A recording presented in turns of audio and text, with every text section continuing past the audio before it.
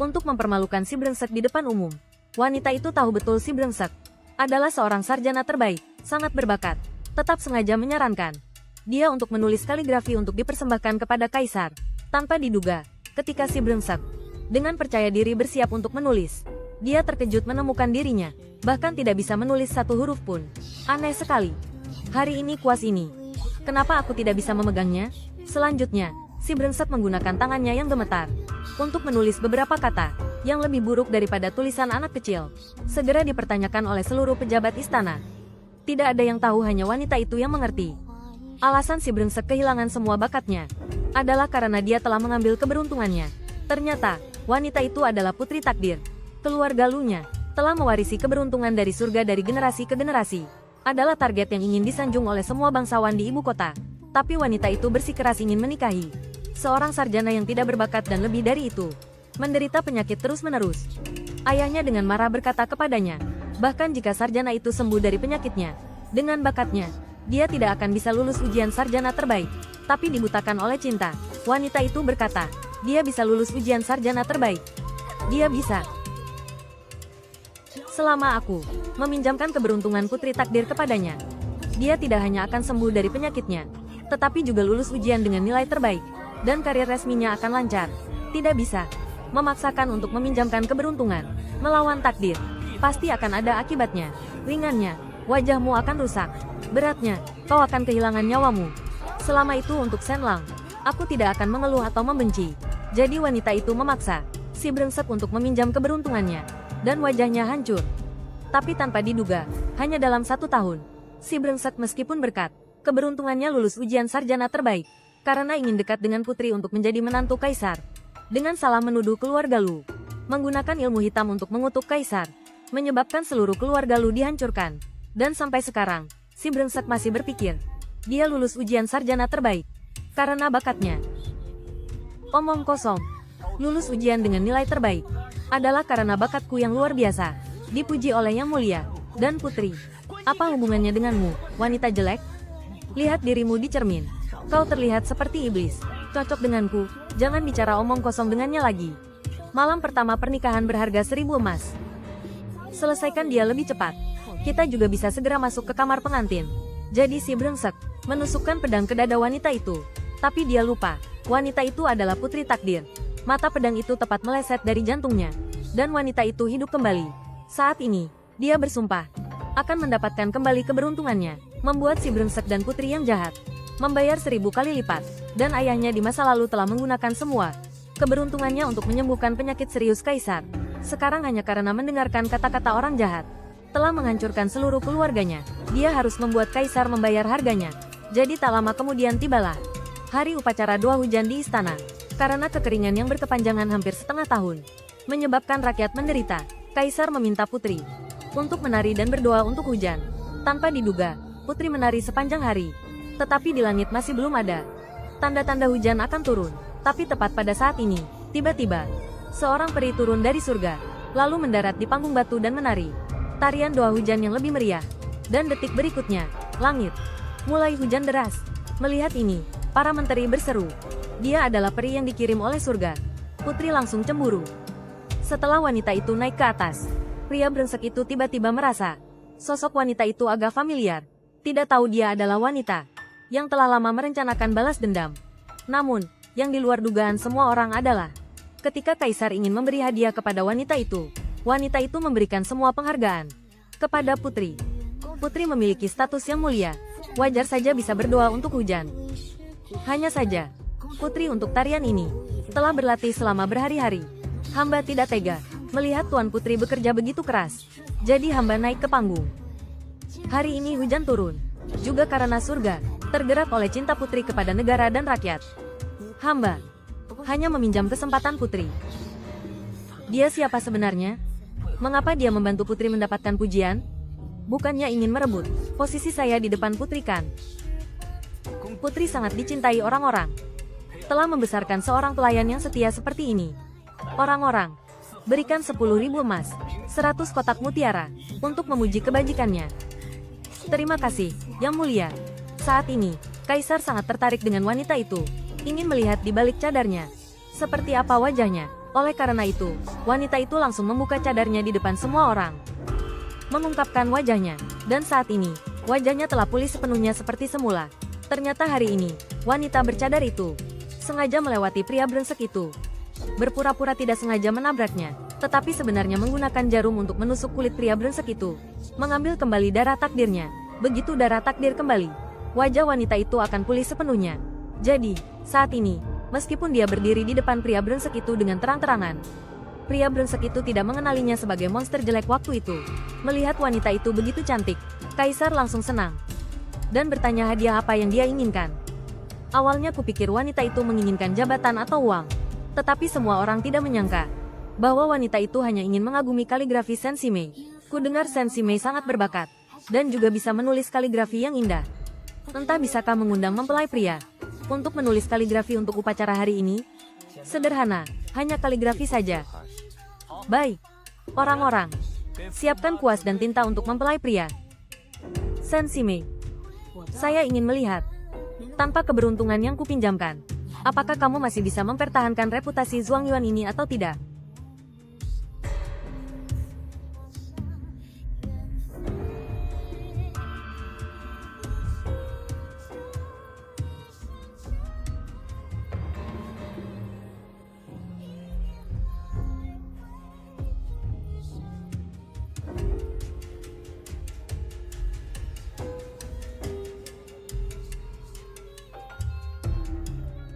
Aneh.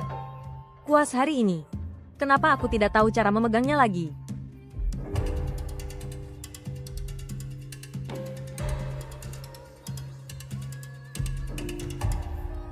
Tulisan mempelai pria dilihat di seluruh dunia. Juga tidak ada banyak orang yang bisa menandinginya. Hari ini, saya akan membiarkan kalian semua membuka mata.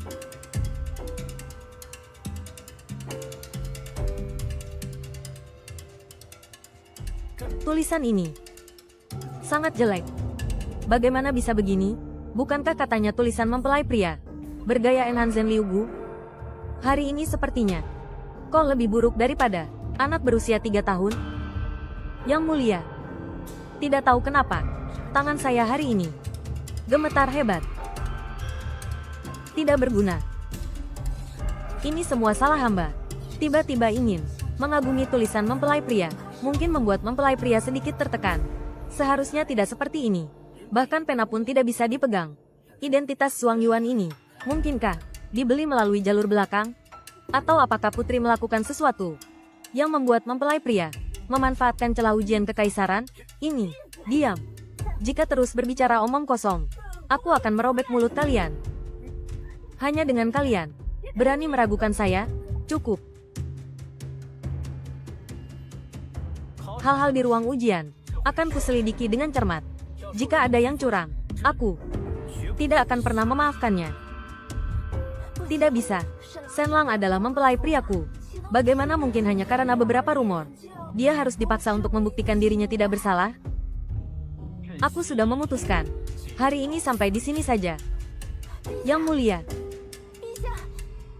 hamba akan mengantar Yang mulia.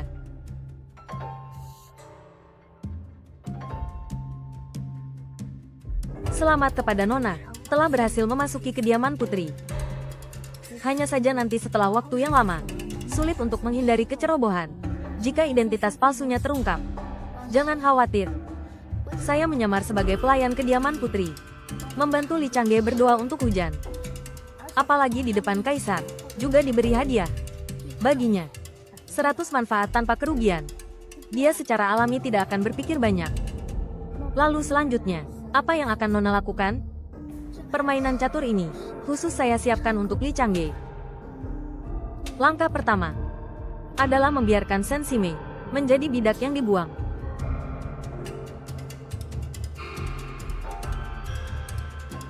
Di dalam perutmu, sebanyak apa tintanya? Aku tidak peduli. Apa gunanya bakat?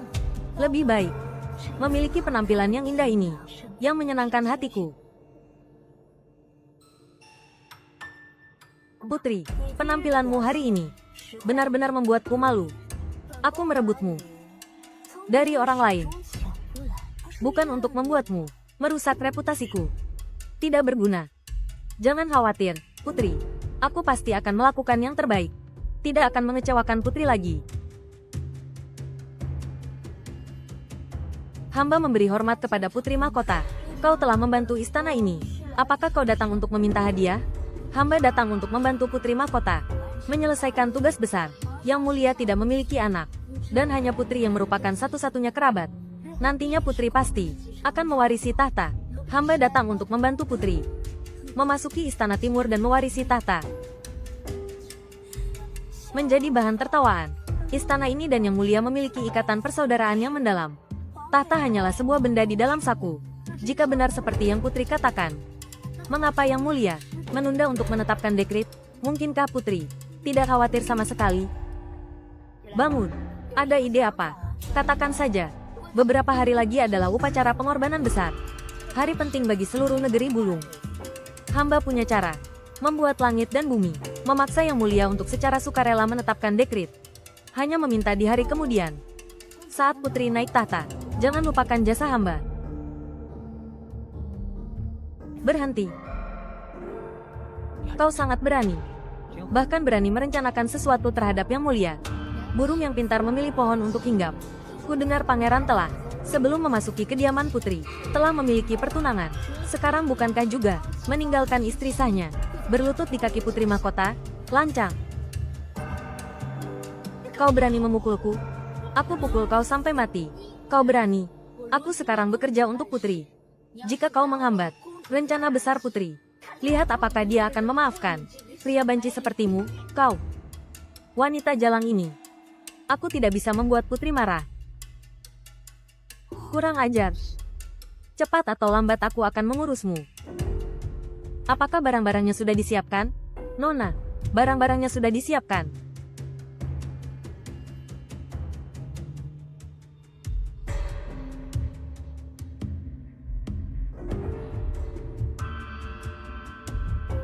Secepat ini sudah ku temukan kelemahanmu. Diam-diam. Aku ingin melihat apa yang kau rencanakan. Nona. Dia. Anak perempuan yang tidak berbakti. Hanya bisa menggunakan cara ini. Kuil leluhur. Besok, aku akan menggunakan cara yang ayah ajarkan. Mengendalikan keberuntungan. Semoga ayah memberkatiku. Semoga semuanya berjalan lancar.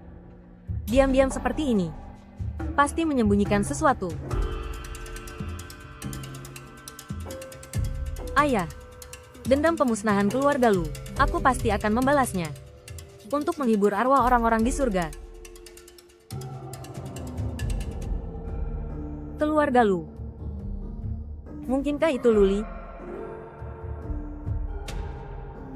Luli.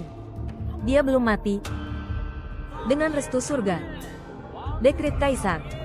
Sekarang keluarga kerajaan berkumpul. Memuja leluhur.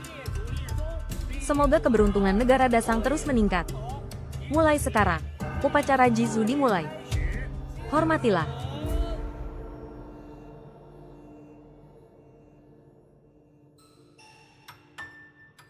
Bukankah kau bilang, punya cara untuk membuat Yang Mulia mengeluarkan dekret?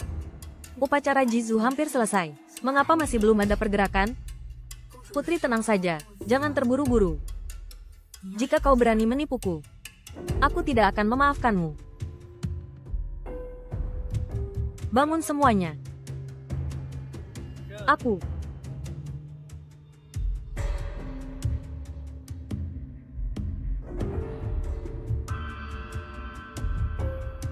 Bukankah sudah datang?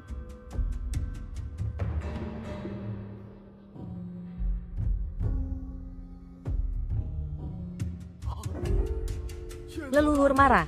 Ini pertanda buruk. Leluhur tidak puas. Ini hukuman dari langit. Negara Dasang damai dan stabil. Mengapa dikatakan hukuman dari langit? Yang Mulia tidak memiliki penerus. Dan ragu-ragu untuk mengeluarkan dekret. Leluhur mungkin khawatir. Tidak ada yang mewarisi tahta. Jadi mereka menampakkan diri untuk menghukum kita. Omong kosong. Perdana Menteri. Apakah ini memaksaku untuk mengeluarkan dekret?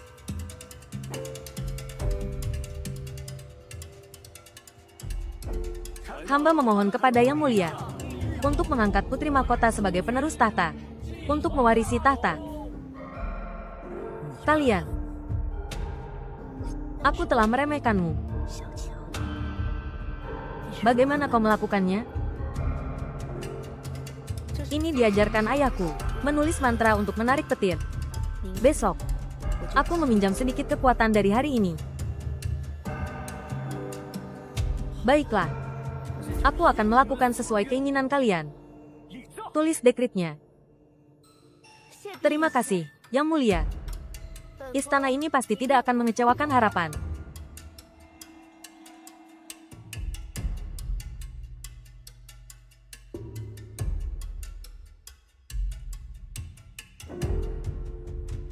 Langit cerah, awan bersih. Sepertinya sang putri akan naik tahta. Sungguh kehendak langit.